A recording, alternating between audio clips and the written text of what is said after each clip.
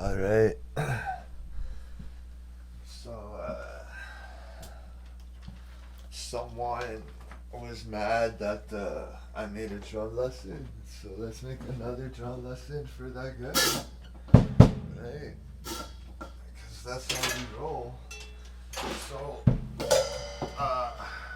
when I had my mics plugged in and you could hear less great, or the drums were less great but you could hear me better, we talked a lot about sweating, right? And how sweating is an excuse to study our basel, which is Swiss drumming, our basal rudiments, and kind of just study that and look at it through the lens of quintuplets, which is what they both share, the song and the rudimental style of Swiss marching battle drumming. So, with that being said, let's look at the kind of the cheat code. Let's call it that. Let's look at the cheat code to sort of forget all of that. Once we shed all of that and just play musically without really having to think about rudiments and more start to think melodically and trans-dimensionally, like start to have like have something follow the harmonies and have something follow the main melodies while maintaining your feel, right? Because that's how Evan Murray and Dana Hawkins really address and place sweating is. The fills are on all the background little punchy parts and the little odd meter phrasings, and I mean it's only going to sound pro when you nail those. But anyway, so let's just look at our shuffle ran through 5 and what we can do to make it simpler than have to go between every single sticking that exists in 5. Because while some like to, have that down, and if you listen to Dana's song, he will do all those stickings that I talked about at least once, right, in the song. But it's up to you to place them where you want, and I'm not here to hold your hand and. If you don't know what I'm talking about, go and search that term or, and learn your foundation and come back and maybe you won't act like a fucking dick, because you said, bro. But anyway, so let's fucking look. So sweating, right? If you're going, like na na na.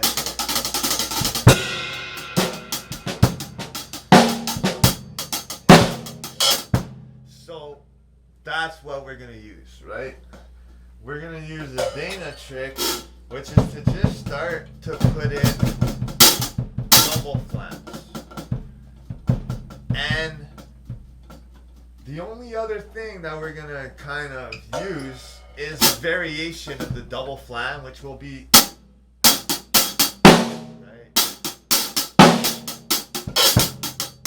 so that's just 2 double flams and an accent, the 5, so.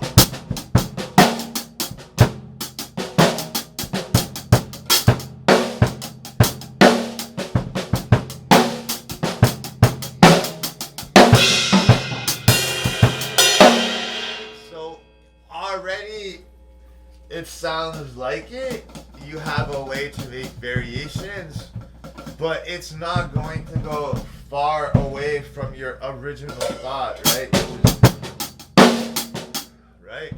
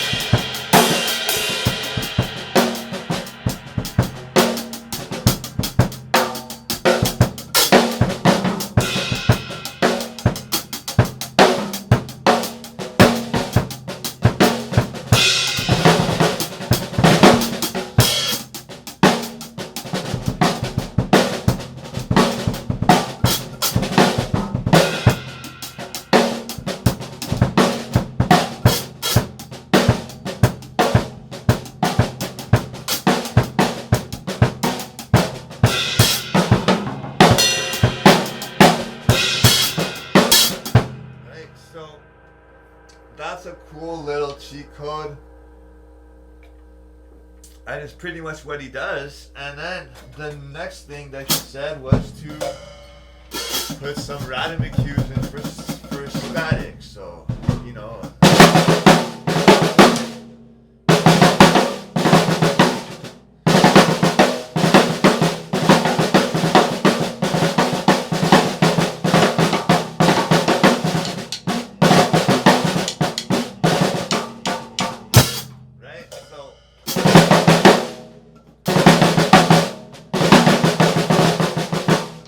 That's how you make that 5, right? If you add one more, so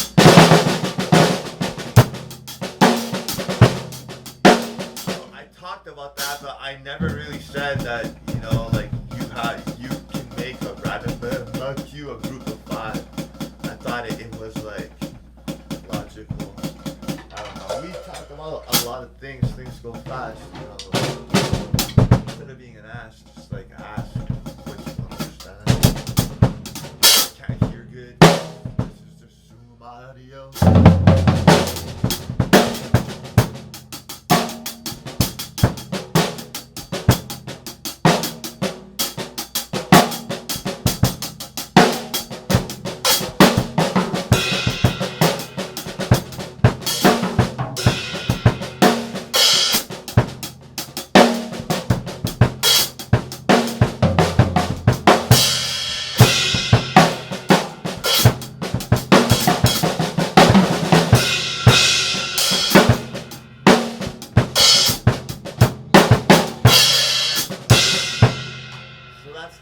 Thing that I want to talk about. So we talked about it before, but I just want to sort of reiterate it and redirect it somewhere better, and just like clarification of it. So you can use rests that are based off of a like strong hit or just a punch or a hit, right? So, and you can start to have a longer note. You know how everyone's always saying, drummers, they don't have note value. And then they all do this fancy stuff with a bunch of note value. They're liars. They're lying to you to keep you bad drummers. But luckily, we're here to tell you the secrets.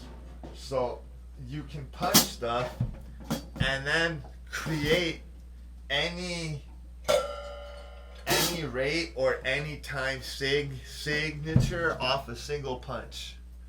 So off one single sound, anything can come next. And once you really realize this, it becomes like paramount. Like, I'm sure you've all seen this guy on Instagram. I don't know his name, I don't follow this guy, but he plays guitar and drums, and he keeps changing the time sig all the time. And all of his haters, they all say, blah, blah, blah, blah. You're just changing the space in between your kick drum and your snare drum. You're not playing different time signatures. And that's just the silliest thing to say, right? Because that's literally what a time signature is.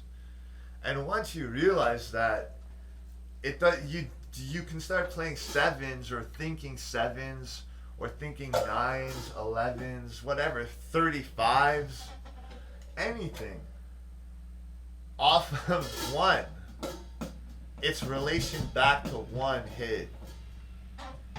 Because in the moment is the one, right? In the one. Never lose the one, but the one is every single one, not just the main one. And the more fractals of one that you have down, the more you're gonna know where, the more precise it's gonna be, right? So the space, let's just go with something simple. Did you feel that? It had the feel of a quintuplet. It goes 1, 2, 3, 4, 5. and then we can start to change the rate. We can change the rate and bring it straight back, or keep it. 1, 2, 3, 4, 5. Like, it becomes like a moment where you have the decision power of God, right? And the more you play with rests off punches, the more you're gonna like come up with cool new like phrasings.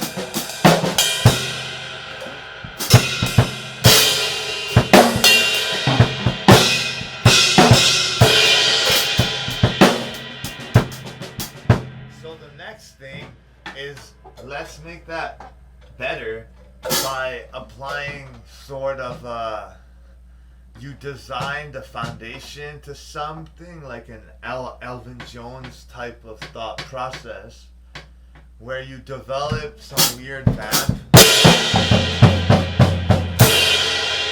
and then you repeat it a few times and then you solo and use those punches like as your framework, so it kind of creates a gradative type of poise, richness. Like it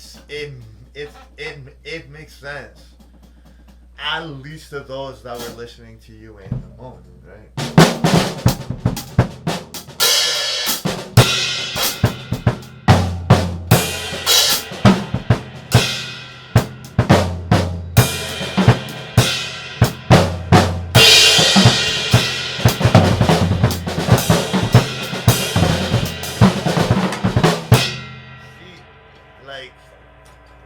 You start to create these musical phrasings off of hits, single hits, and spaces, and it's kind of like the perfect, like Sean perfect pillow, you know, where it's like.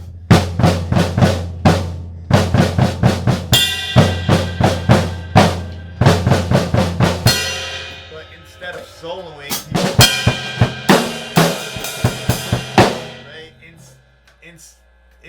instead of soloing through it, he brings it to and he does the kick like that, and then he brings it to a point here, and he keeps the like kick. And I haven't played that song in like a month, but I'm pretty sure it's.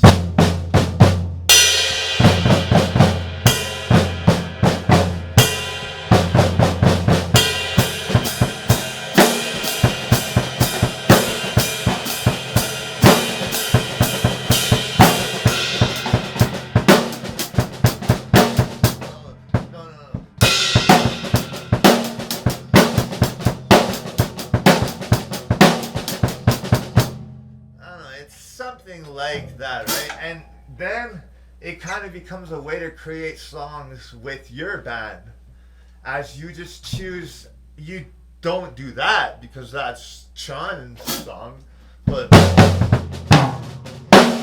look, my old band, Circular Mafia.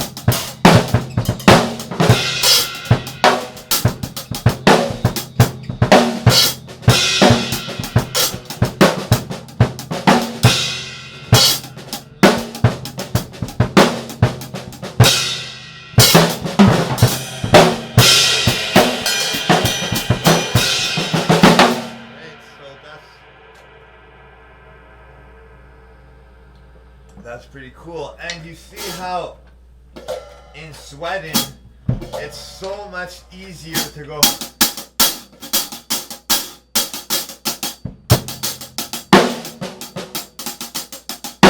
Right? Then go.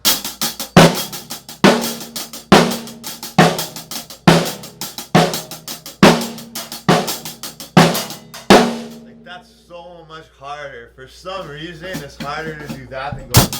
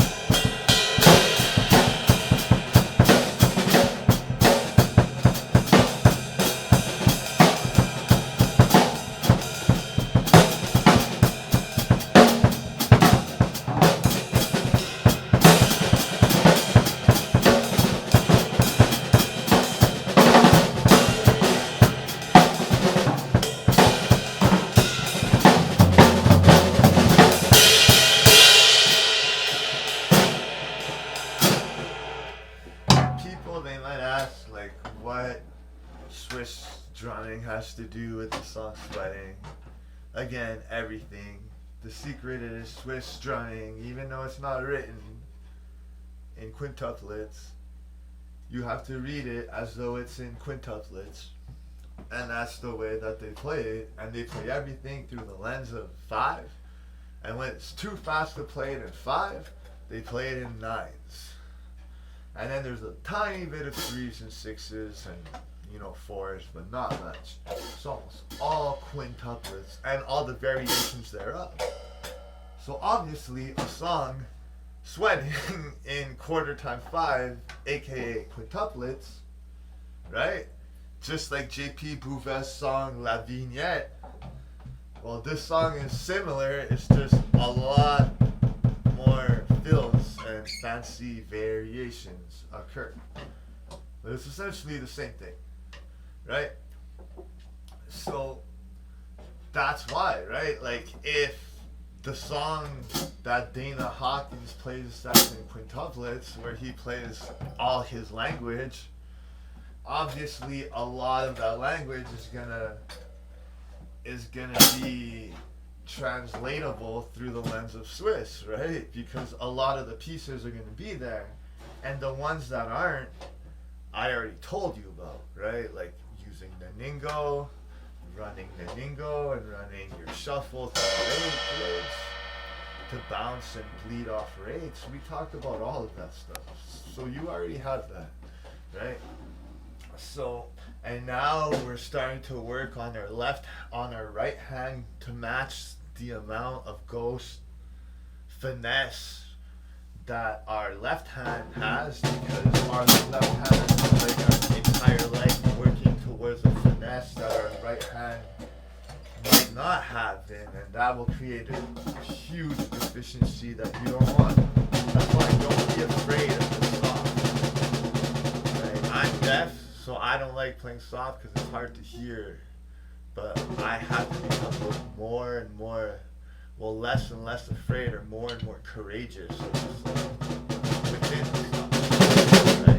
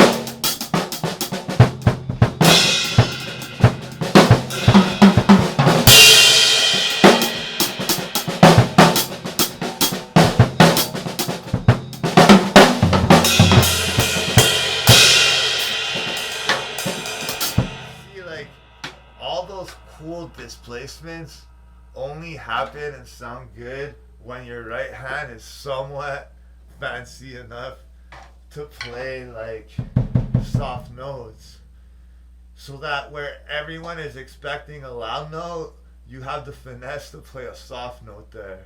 And a lot of times when you're soloing, it's it's actually your right hand, unless you're in the left hand lead, right? But if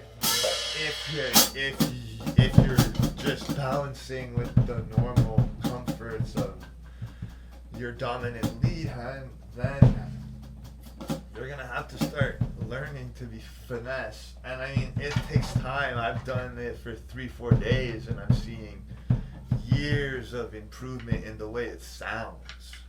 Right? So it's not so much talking about what you're playing as much as the way it sounds, right? Like now there's just a Zoom mic, it's far away, it's not tested, there's no mixing, and it sounds like not so bad compared to before. And it's all technique, right? That's the thing about it. And the next thing that I want to talk about, which I don't think that many people have ever explained, which is why I never like got that part until like I had to find it myself through like hardcore looking at why it didn't sound good, right? Where with some might do fast, but the more that someone is deaf, the less that they're gonna, want to venture down those tracks. So when I say like, it's not that you have to play this way, but I think that the closer your accent, your rim shot is to your ghost note, and likewise akin, the closer your tap is to your accent, the less work and thinking you're gonna have to do. But the more danger happens as you're learning this, because the closer your tap is to a rim shot, the closer you are to messing up and hitting the rim, right? But you want to be so close that your rim shot and your ghost note is almost the same angle, the same everything, so you don't have to change anything. And I think that's where guys like my high school friend Nick and just super rudimental cats that have amazing flow, they have all of these things together and more, right? Like you see sometimes some cats are great shredders, and then all of a sudden there's one clip where they're doing some septuplet stuff and it doesn't sound that hip. I can guarantee you it's because of this kind of thing where their taps are becoming too much like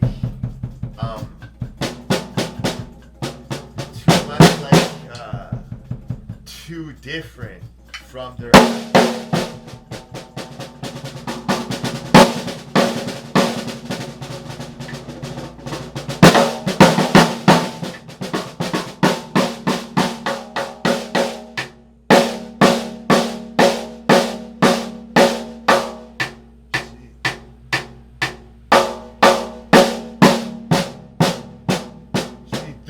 where you don't want to be, because it sounds bad.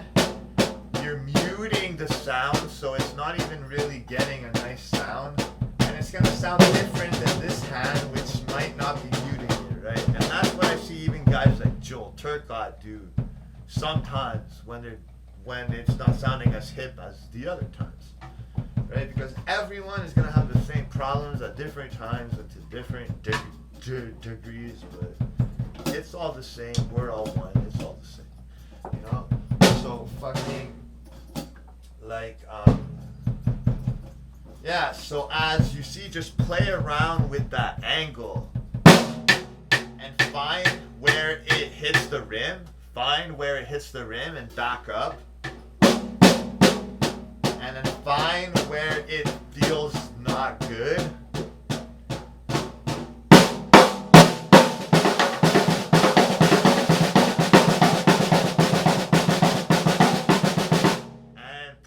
Some doubles with accents.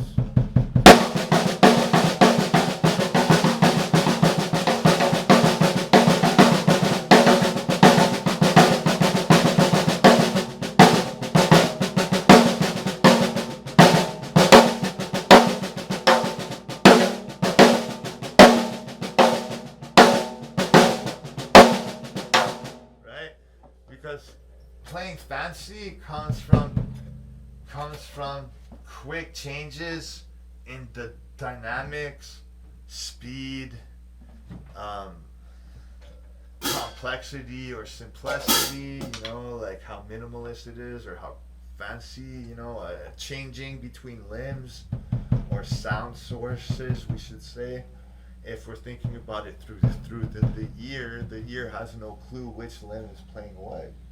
Sometimes it can imagine it, but it can imagine wrong. Someone might have a foot snare. Someone might have a left foot cowbell, which is a hand block. Right? So the more that you really focus on the way it sounds, the less you're going to have to focus on what you're doing. No matter what you're doing, you're not going to be ashamed of what you're doing, and you're not going to want to change it. And suddenly,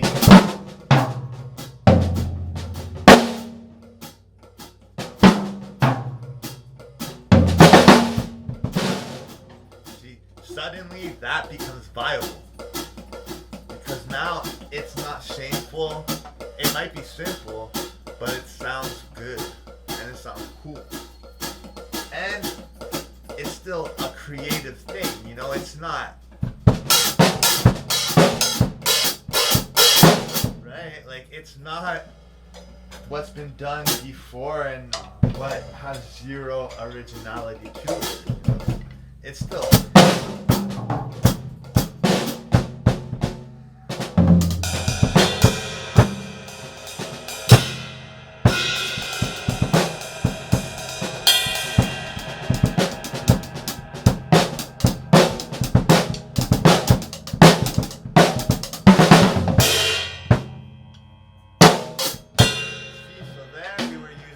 Of everything, right? We used our double flams, we used a bit of space and a punch, we used a bit of repetition, you know, we used some of our little, the way you would call it is melodic stomping. We're gonna have to come up with this. I think we should just call it Chonplexities, even though Chon don't even do it that much. Like, it's the coolest thing that they created. It's because it's like vital information in Steve Smith, right?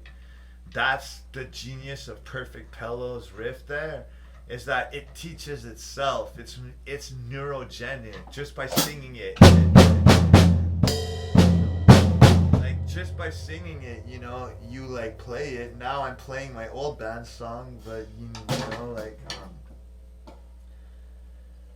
you sing it and you play it by stomping all of your limbs, and it pretty much trains you for the next part, which is playing it with your ride, which trains you for the next part, which is playing it more complex with your hi-hat, you know?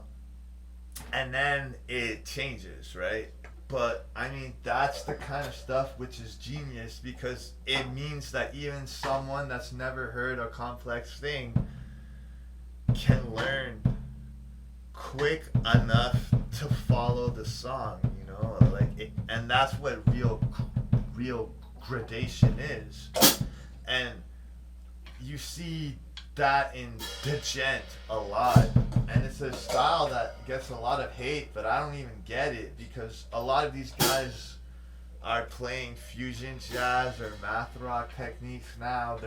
They're not going chug chug chug, you know, like. And it's pretty much the same as Chon, where Chon will have a counter bass or a counter guitar chords punching off beats within a 4/4, just like djent, and all of that shit. It's exactly what I was telling you before. It's spacing.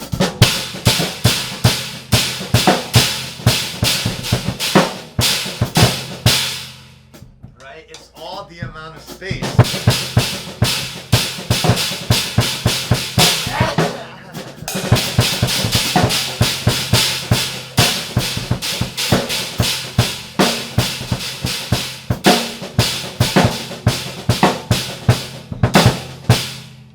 Right? Like, the djent is the same thing, but it's just on a trashy cymbal and with louder bass. But it's smart in the sense that it's a way to go from something simple to something really hard in a way where everyone can be part of it and enjoy it, you know, and not be like taken aback and just afraid of the complexity, you know, like seeing an angel or God. It's something so complex that it would be scary. It wouldn't be like, wouldn't be the way you think. Like, and that's what we have to think of as musicians sometimes, with people that aren't. You know, that you don't want to make your playing so scary that it turns off the masses, you know? Like, you want to be undeniably good. So when someone says you're a beast, they're saying you're a beast in a good way, not that you're hitting too hard and it sounds bad and they don't know what else to say, you know?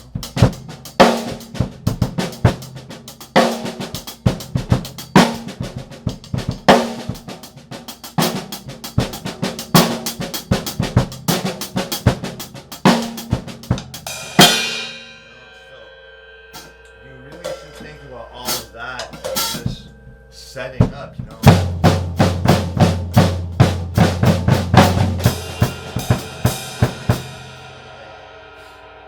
It's a way to create songs on the fly. Man, I really need to listen to Perfect Pella now. It's gonna drive me crazy. Now it's like my band song replaced the file in like this in my hard drive, you know, and now every time that I think of playing it, I go.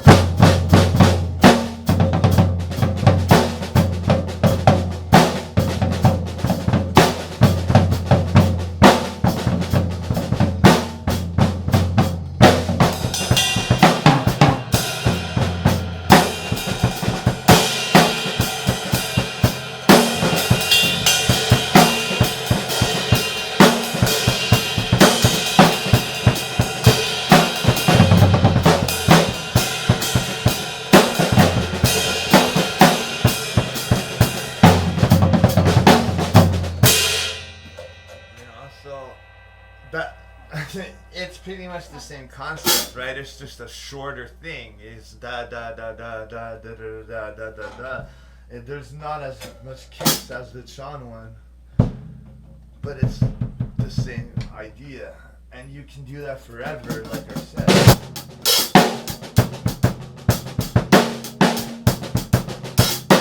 What was the guy complaining about? What was my other lesson about?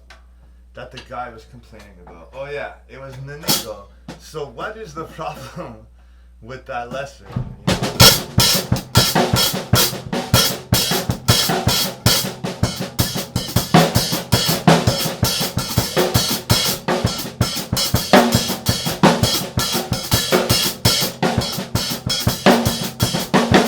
Like, what's the problem with telling someone to do that? You're gonna get better at Nanigo. You're gonna get better at your right hand.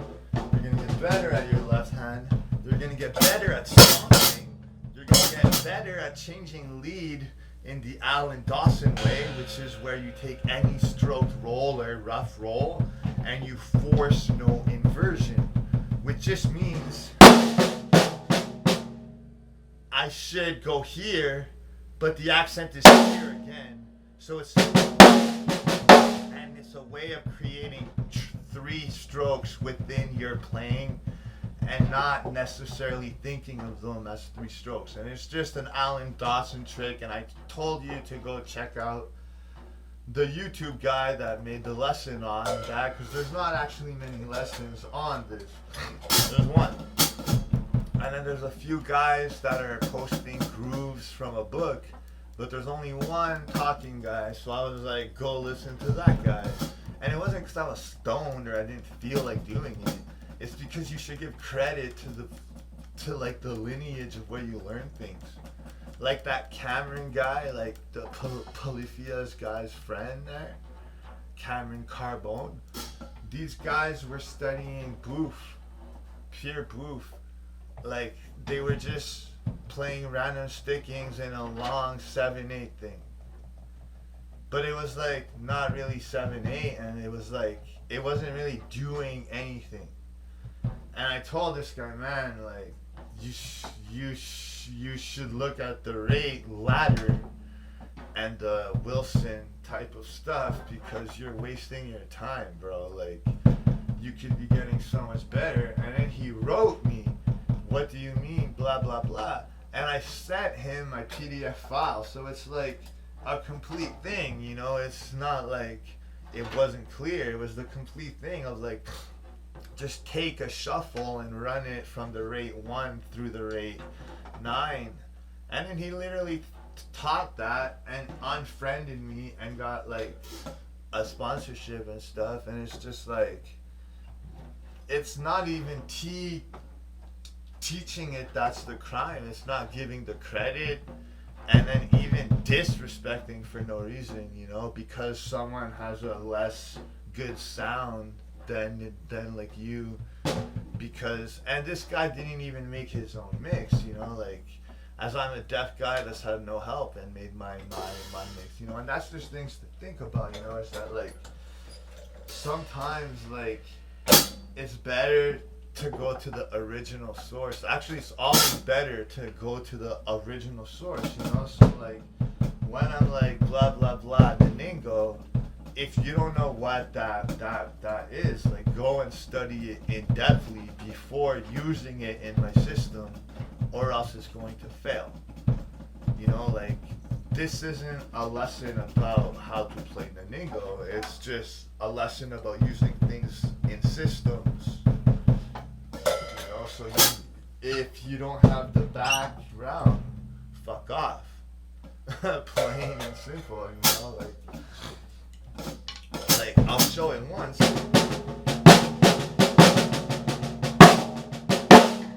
know, and that should be enough, you know? So, like, it's just the huge thing, you know, is like how to play sweating. Not many people play it like Dana, and now they all could, you know?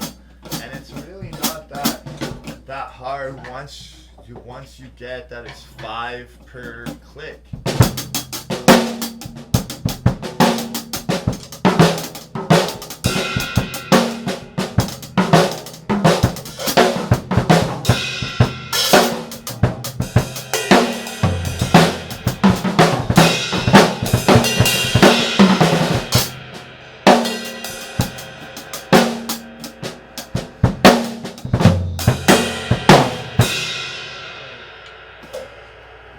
That's all you really have to do, and then you just start having fun, and in the bass solo.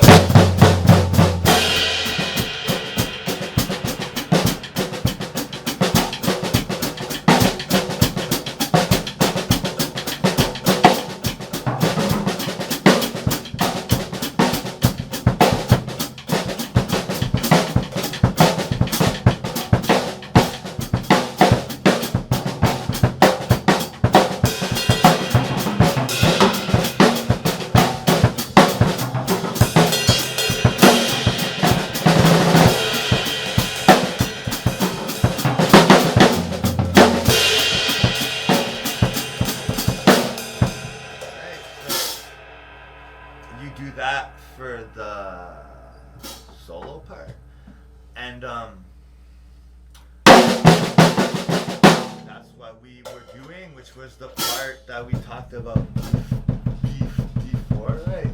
Which is just a 5-stroke roll with the flam.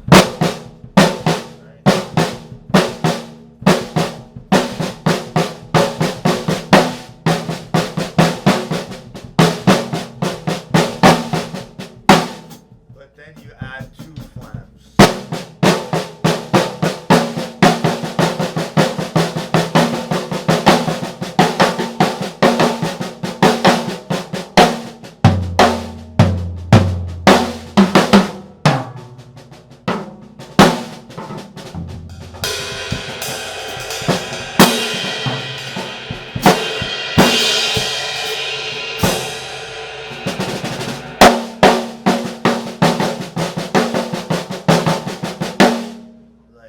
It's a pretty useful one, and you can do it in fills.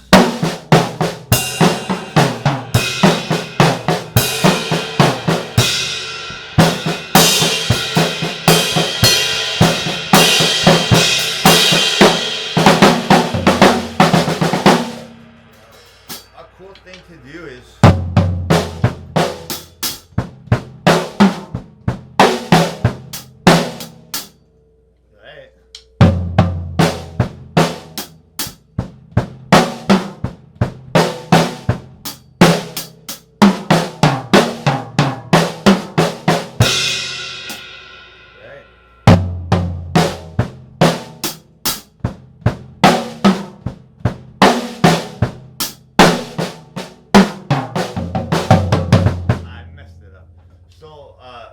you do the force rice.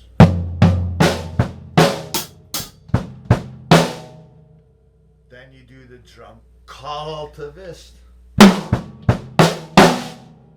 Then you do the Steve Lehman.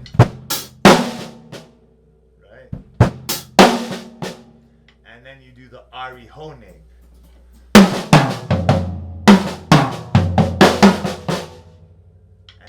repeat that.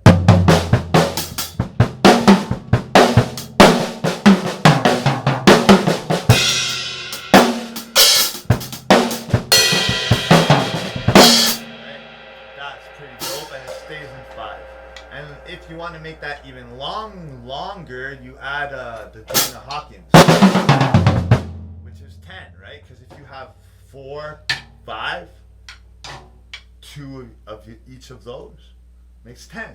So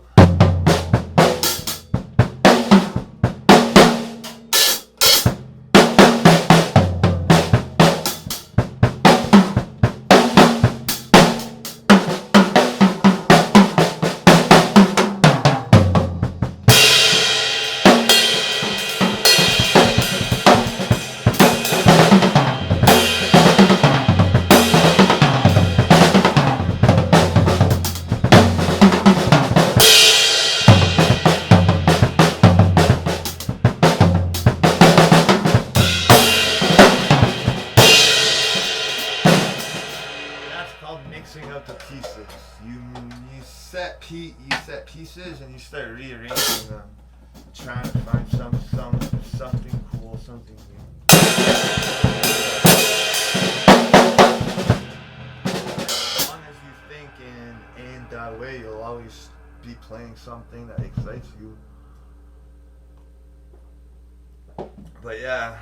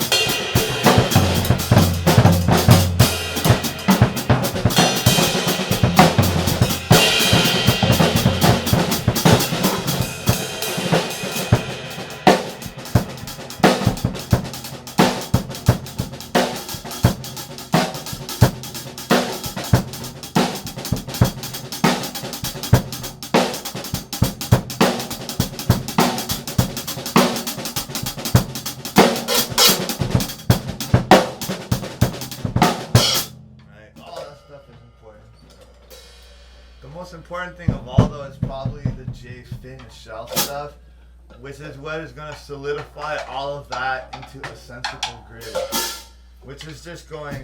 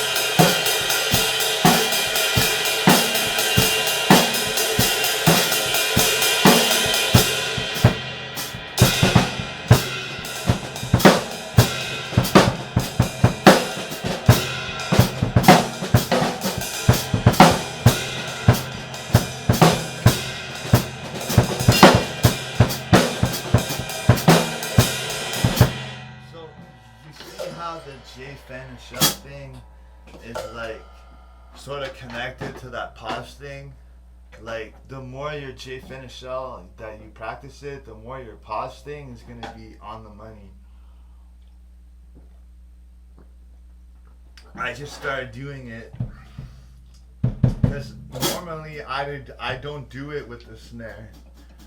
I do it 2 hands, 2 feet, or 3 limbs, or like I never do it with the snare backbeat, and I'm starting to see it's a huge win when you have that down, because you can start flowing and being super weird, and it's gonna be tighter than it was. But you're just going to have to train your snare hand. You know, you're gonna think that's why it's easier for me to like do it, and it's gonna take me like a week to get it down to where he has it, to where maybe not some of you, because I've done the work of like my right hand can do all of that stuff as well as my left hand. So that's not the hard part. The hard part is just playing the snare, which is actually easy because it's just messing up enough times to really lock it in, you know?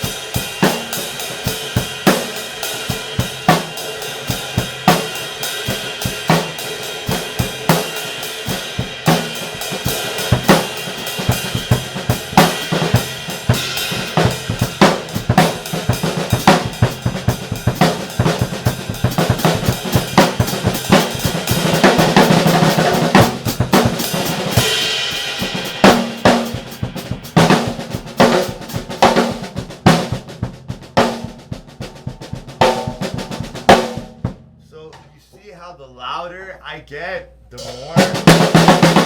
less dangerous I'm in. The less danger that I'm in. And the more that I get fancy, the more danger that I'm in of hitting that rim.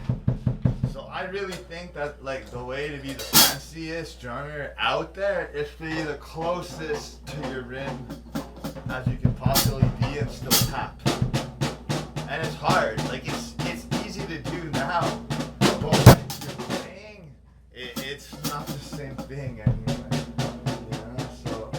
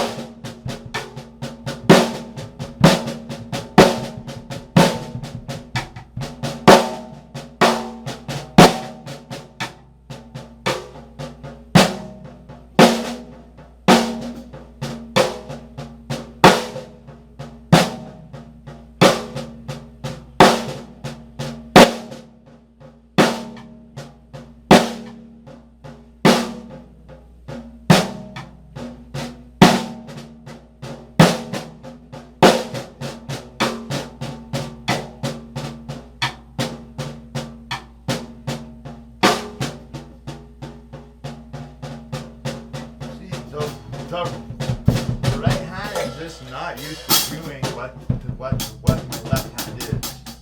Because my left hand is as close as can be, you know, like it's as close as can be, and there's no danger. Now it's all about getting my left hand, my right hand, as the mess. Because my left hand has the dexterity of my right hand. So it became like, well then why doesn't it sound as good as it could? And it's like, well, my finesse in my left hand is great. Why do my ghost no groove sound bad? And then it's like, wait a second, it's not my ghost notes that sound bad, it's the other part. You know, because sure, there's the Mike Johnson way where you play soft and loud at the same time. But most people playing the flutter lick, like all the Steve Gadd stuff, they're trying to get it the same sound, right? So that goes.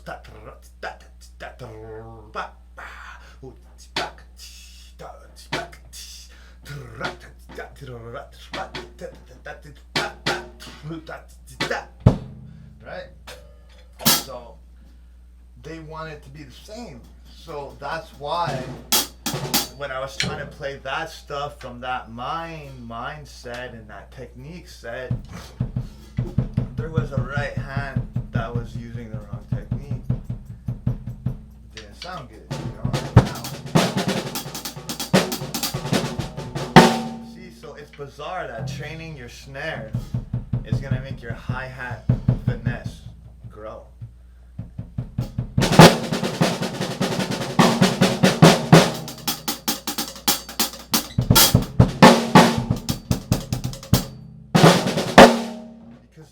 The confidence of drumming comes from being able to do things on your snare cleanly. If you can do them on your snare cleanly, you can do them anywhere. Whereas most will avoid doing things cleanly on their snare unless that's the actual voice that they want. And that's why you see guys that are really snare gods get better faster and stay good. And, you know, like it's because the amount of maintenance that comes from doing that just blows out of the water the other types of exercises around. So it's important to practice all those things.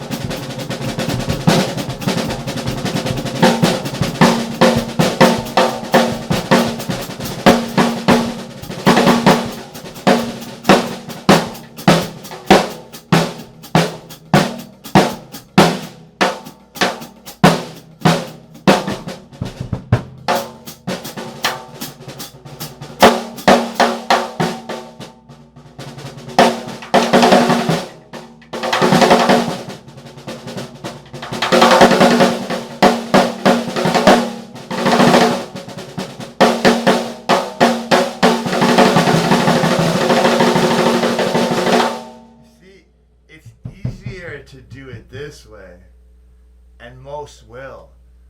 But it sounds better doing it cleanly, right? It sounds better doing it as cleanly as you can versus being scared of those rims.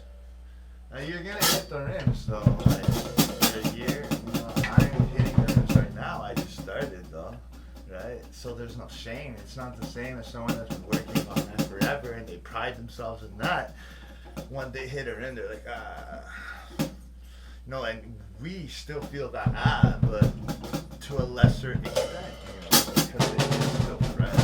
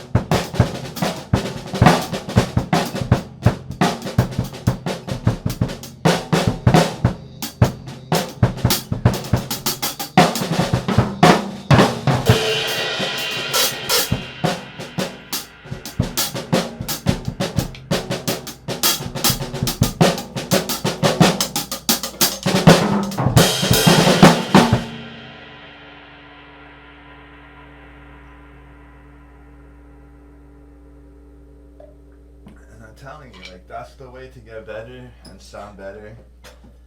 Do the J thing so that you can get your backbeat within your rate shifts. And focus really on your right hand ghost notes as well as your left hand ghost notes. And there's no reason that you can't sound like a modern drummer like everyone else, And then it's just about working on your kick precision and coming up with different languages, and that comes from your ear.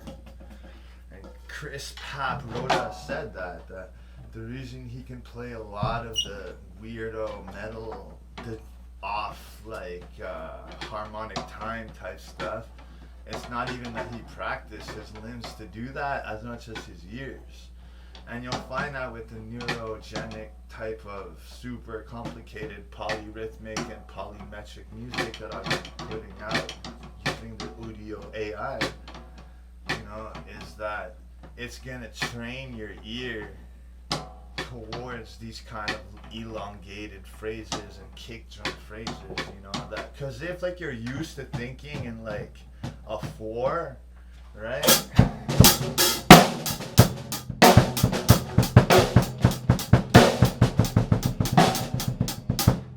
Thinking in 15s and 11s, it's a long time, but it's technically shouldn't change the way you play.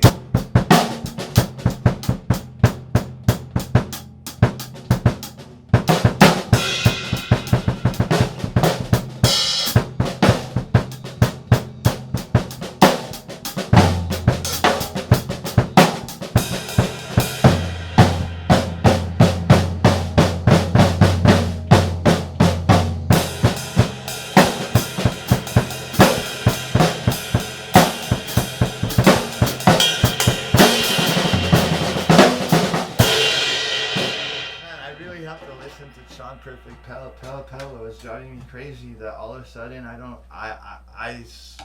I'm hearing my song when I'm trying to play that song, and I like took the time to learn it, so like I should be playing it, but for some reason it starts similar to that song, and it just like crossed like the synapses of my brain, and it's like cut that one, but it's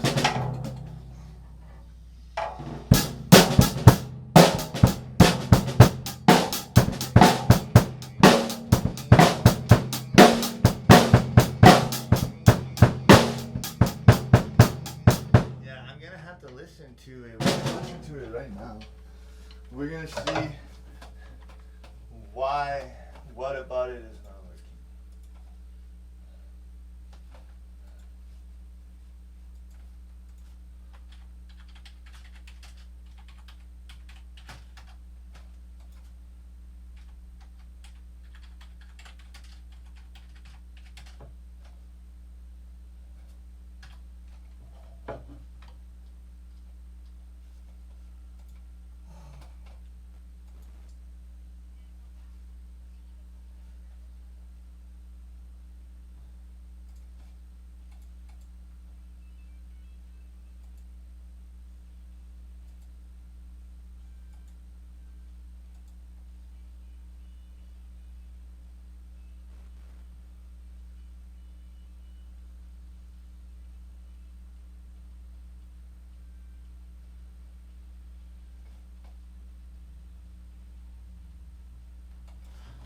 Okay, so it's this.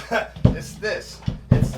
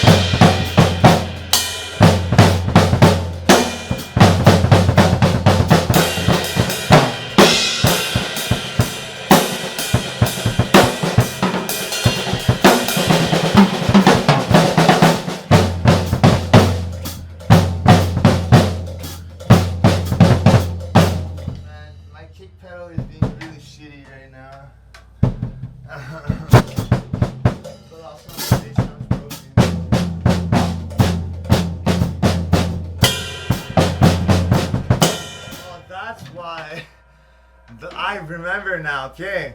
That's not what the song is. This is what the song is.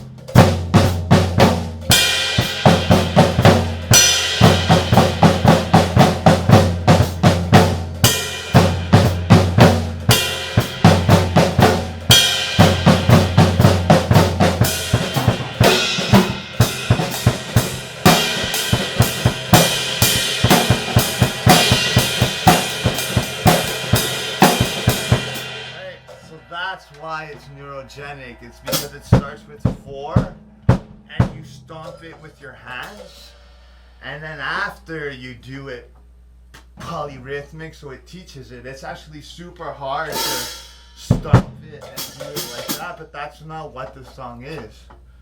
Okay, I'm gonna practice that so I can do it. But you see how fast that song can be learned, or that part? It's because it's like vital information, and Steve Smith and this idea of making educational music that has a gradative and educational effect upon hearing, you know, and like being genius and being itself, its own original self, its true self, so it teaches itself to the one that's seeing it, because it's seeing it all. You know, like Sean could have cut that part out and just had the poly part, you know, and kept it all secret. But instead they showed the system and the whole scene copied it, and they got screwed from that, right? Because everyone started sounding sort of like them, but not even close. So the record label said, you know what, I'm not paying you $1 million. I'm not paying you anything. You make music, you don't make music, I don't care. because it was their backhand pocket. See, Sumerian has bands that literally compete with Chan. So to take Chan off of the shelf, it doesn't really bother them if their main act is animals as leaders. So it was always plan B or plan C, right? Which is to just stalemate it. See, there's always like a transdimensionality towards intelligence, towards human intent and psychology and action and all of that. And the world has gotten way too one-dimensional, you know, where everyone is this one-dimensional like thing or apparition that a person created in their psychological workplace, which is their brain, right? So, you know, it's getting wild. But you saw yourself. We heard that beat. One bar of that beat. Not even the whole thing. And it caught us back. Just like my band's song, I played it once, and it was so catchy that the brain was like, no, this is it. And it's like, no, it's not that. It did it again, right? Because the heart loves what it loves, you know, but...